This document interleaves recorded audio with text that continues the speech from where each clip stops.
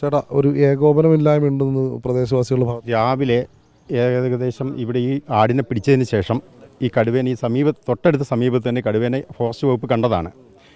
ആ ഒരു സമയത്ത് ഈ ഡോക്ടർമാരുടെ സംഘം ഉണ്ടായിരുന്നില്ല.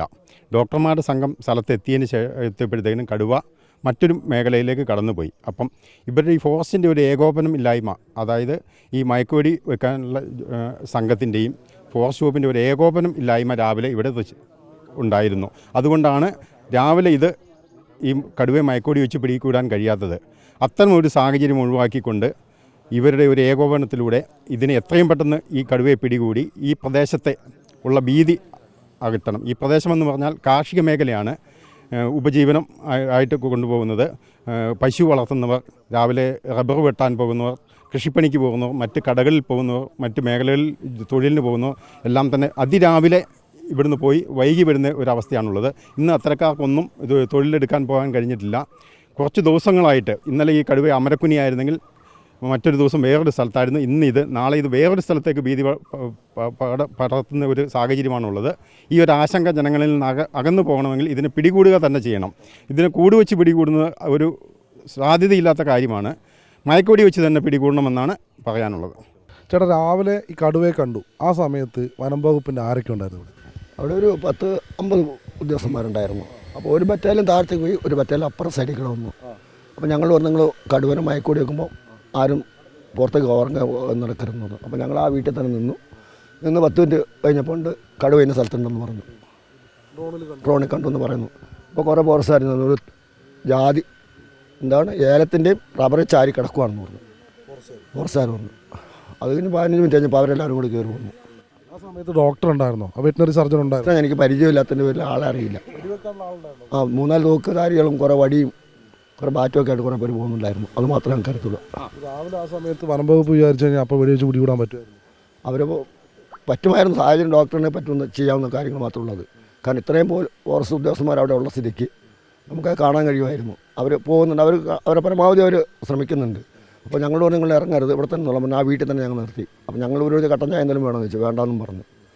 അതിന് അവർ പോയിട്ട് തിരിച്ചു വന്നപ്പോൾ എല്ലാവരും കൂടെ ഇങ്ങോട്ട് പോകുന്നു. എല്ലാ ഉദ്യോഗസ്ഥന്മാരും ഒരു വണ്ടി മാത്രമേ ഉള്ളൂ, ബാക്കിയുള്ള വണ്ടി മുഴുവൻ ഇവിടെയായിരുന്നു. അപ്പോൾ ഞങ്ങൾ വരുമ്പോൾ താഴത്തേക്ക് പോയി കാപ്പി കുടിക്കാനായിട്ട് അങ്ങോട്ട് പോയി. അന്നേരം പിടിക്കാൻ പറ്റുമായിരുന്നു. അതിൽ അവർ കണ്ടാണ് കറക്റ്റ് കിടക്കുന്ന കണ്ടാണ് ഇടുക. അവരുടെ റോഡിൽ കാണുന്നുണ്ടത്. റോഡിൽ കാണിക്കുന്നുണ്ട്. അപ്പോൾ 3 പേരായാലും നടന്നു പോയി താഴെ വൈലിക്കട. അന്നേരം ആ കടുവ അവിടെ നിന്ന് ലൊക്കേഷൻ മാറി എന്നാണ് ഇവർ പറയുന്നത്. പിന്നെ നമുക്ക് കാണാൻ പറ്റിയില്ല ഇതിനകത്ത്. അതാണ് നമ്മൾ കണ്ടിട്ടുണ്ട്. ഇന്ന് രാവിലെ ഇവിടെ കടുവയെ കണ്ടു എന്നാണ് പറയുന്നത്. വനം വകുപ്പ് എത്തി, പക്ഷേ കടുവ ഇപ്പോഴും കാണാൻ പറയത്താണ്. കടുവേനെ വേണ്ട രീതിയിൽ നിരീക്ഷിച്ച് അതിൻ്റെ വെടിവെക്കാനുള്ള ഏർപ്പാട് ഇവിടെ വനം വകുപ്പ് ചെയ്യുന്നില്ല. ഇവിടെ നാട്ടിൽ ജനങ്ങളെ പറ്റിക്കുകയാണ്. ഇവരൊരു ഏകോപനം നടത്തുന്നില്ല. ഇവിടെ കുറേ പോലീസ് ഉദ്യോഗസ്ഥന്മാരും കുറച്ച് ഫോറസ്റ്റ് ഉദ്യോഗസ്ഥന്മാരും അങ്ങോട്ടും ഇങ്ങോട്ടും തലങ്ങ് വിലങ്ങ് പോയതുകൊണ്ട് കടുവനെ കിട്ടില്ല. അതിന് ആസൂത്രിതമായ സംവിധാനങ്ങൾ ആവിഷ്കരിക്കണം. ക്യാമറ നിരീക്ഷണം കൊണ്ടുവരണം. അതോടൊപ്പം തന്നെ ഇതിൻ്റെ സംവിധാനങ്ങൾ വെടിവെക്കാനുള്ള ആൾ കടുവനെ കാണുമ്പോഴാണ്. കടുവ വന്ന് കാണിച്ചു തരുമോ എന്നെ വെടിവെച്ചോ എന്ന്. അപ്പോൾ ഇത് ശരിക്കും ജനങ്ങളെ പറ്റിക്കുകയാണ്. അപ്പോൾ ഇപ്പോൾ 4 ആടുകളെ പിടിച്ചു കഴിഞ്ഞു. ഇനി നാളെ ഒരു മനുഷ്യനെയോ പശുവിനെയോ പിടിക്കില്ല എന്ന് പറയാൻ പറ്റില്ല. ഇത് അതീവ ഗൗരവമുള്ള ഒരു സംഗതിയാണ്.